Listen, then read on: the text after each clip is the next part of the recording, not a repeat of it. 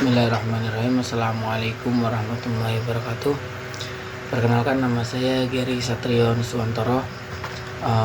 Tugas ini saya kerjakan guna untuk memenuhi tugas-tugas sebelumnya karena kemarin tidak presentasi. Oke, kita langsung saja masuk ke dalam pembahasan.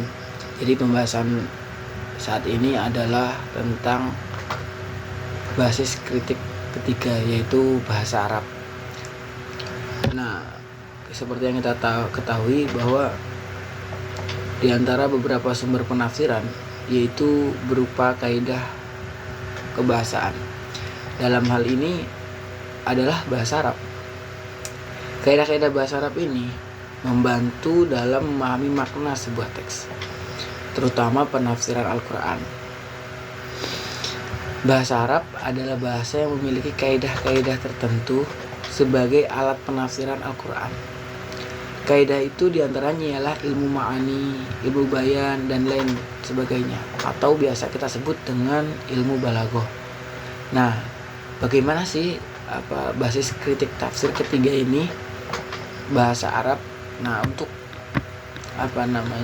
untuk kita belajar tentang basis kritik tafsir itu, kita perlu mengetahui kaidah-kaidah penting untuk menafsirkan Al-Quran dengan bahasa tersebut, khususnya bahasa Arab ya, karena kita saat ini sedang membahas tentang bahasa Arab. Nah,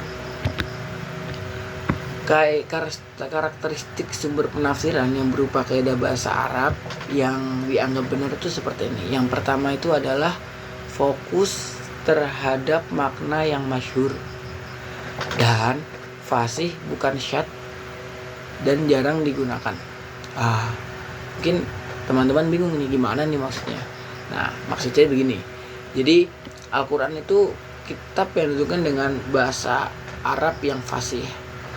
Oleh karena itu, ketika menafsirkan tidak diperbolehkan mengabaikan makna yang masyhur digunakan atau yang fasih. Karena dia turun dengan fasih, maka kita tidak boleh mengabaikan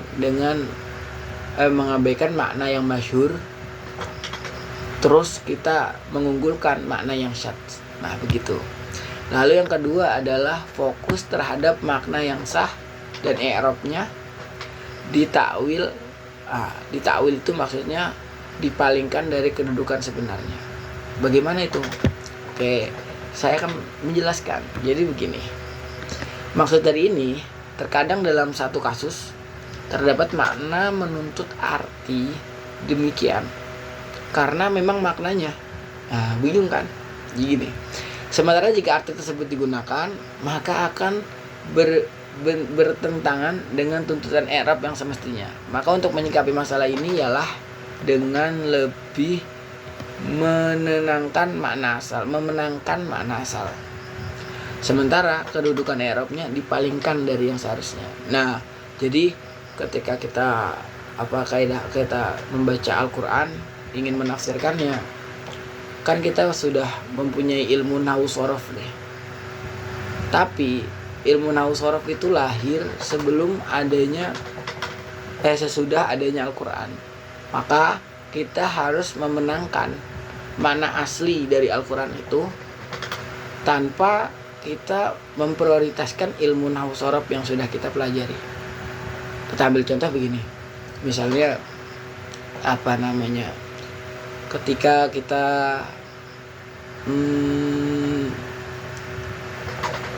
nahwu shorof, ketika ada ayat yang tidak sesuai dengan kaidah nahwu shorof. Nah, ada itu di surat yang tentang muqiminas sholata. Itu kan ya ada di kaidah bahasa Arab ada, tapi kok bisa jadi as-sholata padahal sebelumnya muqimi kan gitu.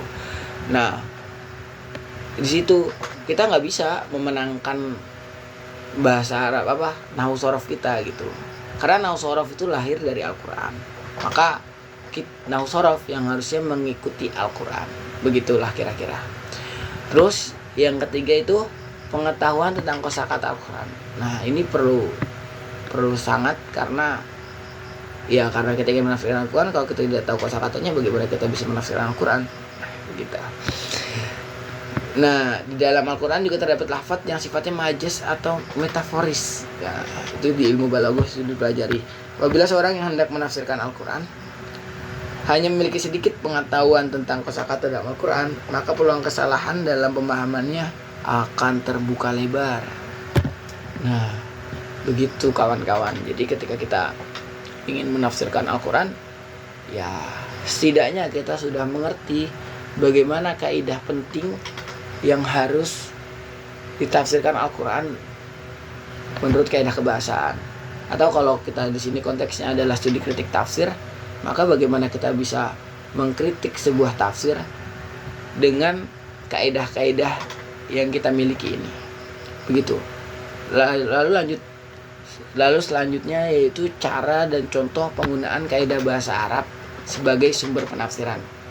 Oke teman-teman, kita langsung ke contohnya aja ya, biar enak. Nah, contohnya begini. Yang pertama, itu kalian tahu surat Al-Baqarah ayat 148.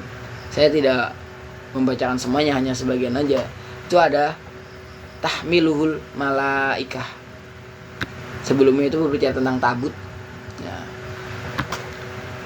Atau diartikan tahmilul malaikah itu tabut itu dibawa oleh malaikat. Gitu secara artinya. Nah, ada perbedaan penafsiran di dalam ini, di dalam ayat ini. Ada yang menafsirkan bahwasanya tabut ini dibawa oleh hewan, lalu malaikat yang mengiringinya. Jadi tabut itu digotong hewan, nah ada malaikat yang mengiringinya. Namun dibantah oleh Ibnu Jarir. Ibnu Jarir berpandangan bahwa yang paling mendekati benar adalah pendapat yang malaikat sendiri yang membawanya di antara langit dan bumi. Begitu. Jadi penafsiran pertama tabut dibawa oleh hewan diiringi malaikat. Nah, penafsiran kedua itu tabut langsung dibawa malaikat mengelilingi langit dan bumi. Nah, Ibnu Jarir lebih ke pendapat yang kedua ini. Karena apa? Karena Ibnu Jarir itu cenderung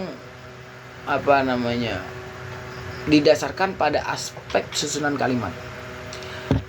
Nah, dimana pada intinya huruf hadomir atau kata ganti bentuk ketiga itu hadomirnya dan berkedudukan sebagai maf'ul. Sementara fa'ilnya itu adalah kata sesudahnya, yaitu malaikat.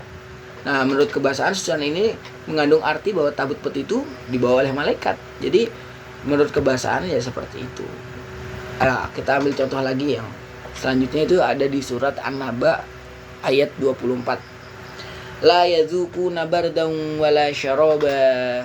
Nah, mereka tidak mendapatkan kesejukan di dalamnya dan tidak pula mendapatkan minuman. Nah, sama kayak tadi, di sini ada dua penafsiran. Yang pertama itu mengartikan bahwasanya al-bardu atau bardan yang ada di ayat itu berarti dengan tidur. Nah, tapi yang kedua, penafsiran yang kedua itu nggak bisa seperti itu gitu loh. Tidak bisa diartikan dengan tidur, karena al-bard sendiri dalam asli katanya itu arti sesuatu yang membuat badan menjadi dingin. Nah, kembali lagi Imam Ibnu Jarir lagi,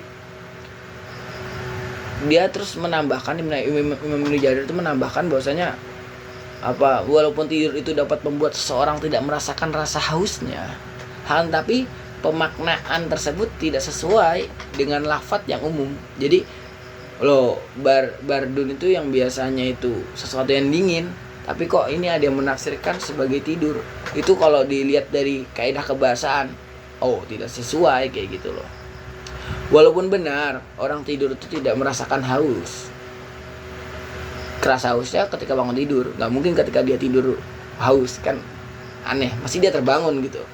Nah, oleh karena itu pemaknaan tersebut tidak dapat dibenarkan untuk menafsiri Al-Quran, harus dengan bahasa yang umum dan masyhur. Begitu teman-teman.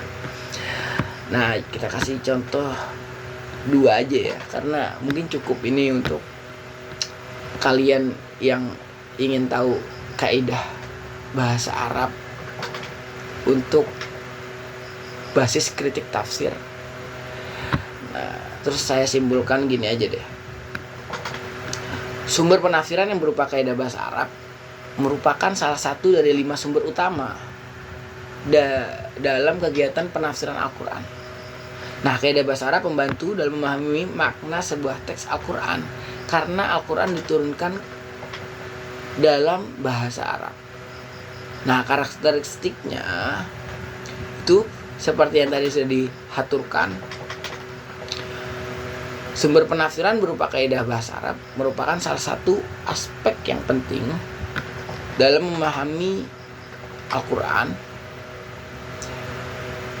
dan mengikuti prinsip-prinsip bahasa Arab yang benar dan sesuai. Maksudnya itu gini, kesimpulannya ketika kita mengikuti kaidah-kaidah ini, maka insya Allah kita bisa untuk kaidah ini bisa untuk menjadi basis kritik tafsir. Ya begitu. Assalamualaikum. Mungkin saya tutup ya. Saya tutup season ini. Saya mohon maaf jika ada yang salah atau banyak kekeliruan dari omongan saya. Mungkin bisa dikritik di kolom komentar sini di bawah ini kalau banyak yang salah.